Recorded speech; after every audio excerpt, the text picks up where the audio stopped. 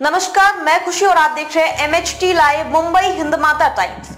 आइए नजर डालते हैं इस वक्त की बड़ी खबर पर। बोईसर में पालघर के नवनिर्वाचित सांसद हेमंत सावरा का भाजपा नेताओं व कार्यकर्ताओं ने भव्य स्वागत किया।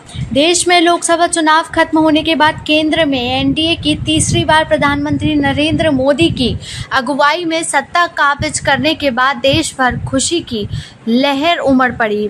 वहीं पालघर लोकसभा में महायुति के उम्मीदवार हेमंत सावरा ने 2 लाख से अधिक मत बढ़त हासिल कर विजय हासिल करने के बाद पालघर हर जगह पर भाजपा महायुति कार्यकर्ताओं की तरफ से अपने नवनिर्वाचित सांसद हेमंत सावरा का बड़े हर्षोल्लास से स्वागत किया जा रहा है, जिसका एक नजारा बोईसर में देखने को मिला। बोईसर मंडल अध्यक्ष महेंद्र भोने व जिला सचिव भाजपा नेता अशोक वड़े की अगुवाई में तमाम महायुति के नेताओं कार्यकर्ताओं की मौजूदगी में बोईसर नगरी में अपने नवनिर्वाचित सांसद हेमंत सावरा का स्वागत भव्य सत्कार किया गया।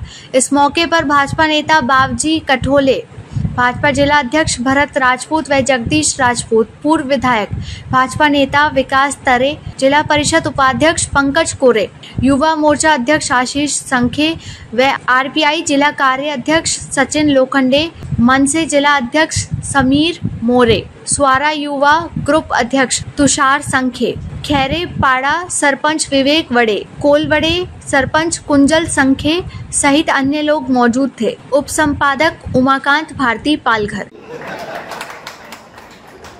हाँ समीर जी, बरोबर वाढतील 10-15 सीट आपली प्रदेशमध्ये, कारण आता विधानसभा निवडणूक पण होणार आहे लवकरात लवकर। तसं आणि दुसरं आपल्या महेंद्रजींनी सांगितलं, मी काम करताना कुठे चुकलं असेल तर मला माफ करा। पक्ष वाढवण्यासाठी 10 टाइम चूक केली ना महेंद्र, तरी पण सर्व माफ आहे। पक्ष वाढवण्यासाठी काही करा, आपल्याला काहीच पक्ष वाढला नाही, ही पक्षाची ताकद आहे आपली। आपण जेव्हा विरोध केलं आपल्याकडे काहीच नव्हतं, आमदार नाही, खासदार नाही, काहीच नाही, पण आपण कार्यकर्त्याच्या जीवावर इतिहास घडवला पालघर जिल्ह्यामध्ये। तुम्ही महाराष्ट्रामध्ये दुसऱ्या बाजू जाऊन बघा, जे सीट पडले ते भारतीय जनता पार्टीची, त्याच्यामध्ये आमदार होते, खासदार होते, पालकमंत्री होते, केंद्रीय मंत्री होते। आपल्याकडे काय, फक्त कार्यकर्ता, आणि हे कार्यकर्त्याची ताकद आणि आपण जेव्हा अंगावर घेतलं, आणि हे मला विश्वास होता, कारण जेव्हा मीटिंग होत होती तेव्हा आपण फक्त मेसेजेस टाकायचे, मेसेजेसचं 400-500 कार्यकर्ता यायचे मीटिंग अटेंड करायला, आणि काही नसताना, आमदार खासदार नसताना, ही संघटनाची ताकद आहे।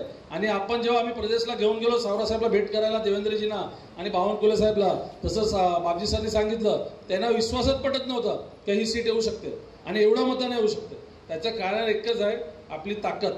आपण जे निवडून आलो ते आपल्या कार्यकर्त्याच्या जीवावर आलो, आणि जे आपल्याला मदत केली महायुती म्हणून, शिंदे साहेब मुख्यमंत्री, त्यांची कार्यकर्ता, त्याच्यानंतर आपले राष्ट्रवादीचे अजित पवार साहेब असतील, त्यांची कार्यकर्ता, इथे बसलेले मनसेचे समीर मोरेजी असतील आणि सचिन लोखंडेजी असतील, मनसे, आरपीआय, विश्वनाथ पाटीलजी असतील, विवेक पंडितजी असतील, हे सर्व लोकांनी आपल्याला मदत केली। तेव्हा हे दिवस आपल्याला बघायला भेटला। आज सावरासाहेब म्हणून निवडून गेले, तिथे आज डॉक्टर म्हणून गेलेले आहेत। त्यांच्या मागचा बॅकग्राऊंड बघा, त्यांचे वडील 6 टाइम आमदार होते, 2 टाइम कॅबिनेट मिनिस्टर होते। त्यांना राजकारण शिकवायची गरज नाही, ते आपल्याला, आपण नशीब आलो आहोत की आपल्याला असा उमेदवार भेटला।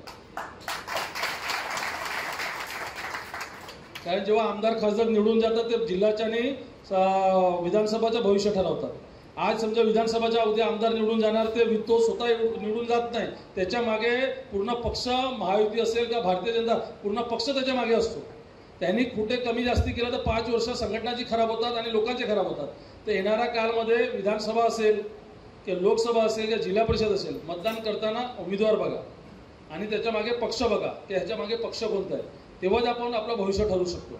आता विधानसभा होणार आहेत आणि हे जे मतदार जे झालं आहे 6 विधानसभाला पालघर जिल्ह्यामध्ये, आपण भविष्यामध्ये महायुती म्हणून 6 ते 6 आमदार काढू शकतो। तुम्ही मतदान बघा, महाराष्ट्रामध्ये जे सीट आपले 9 सीट आले, त्याच्यानंतर तुम्ही हे कॅल्क्युलेशन करू नका, मनात आणू नका की महाविकास आघाडीची सरकार बसेल महाराष्ट्रामध्ये, बसणार भारतीय जनता पार्टीची सरकार महाराष्ट्रामध्ये। आज विधानसभामध्ये 6 आमदार आपले निवडून आले, लोकसभा आलं, त्याच्यानंतर पटकन 2 महिन्यामध्ये जिल्हा परिषद लागणार आहे। जिल्हा परिषदला आपला जसं सांगितलं का आम्हाला जिल्हा सदस्य निवडून आणायचं, महेंद्रजींनी सांगितलं नगरसेवक आणायचं, मला नगरसेवकमध्ये इंटरेस्ट नाही, सदस्यामध्ये इंटरेस्ट नाही। आपला सभापती बसेल, नगरसेवक नगरदेश बसेल, त्याच्यामध्ये इंटरेस्ट मला। जशी नगरसेवक जिल्हा सदस्यामध्ये नाहीत, आपल्याला आता वरचा विचार करायचा.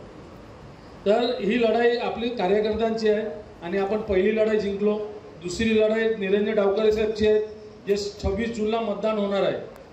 त्यांच्या मतदानला फक्त एक लाईन खेचायची. तुम्हाला ते अशोकजी वगैरे त्याच्यानंतर आपल्या विलासतरेजी वगैरे समजवतील त्या 26 जूनला मतदान कसं करायचं. इथे 3 केंद्र आहेत, बरोबर ना म्हणजे 3 बूथ आहेत आणि 2002 मतदान आहेत. तर हे मतदान कमीत कमी 2000 मध्ये आपल्याला 1700 ते 1800 आहेत.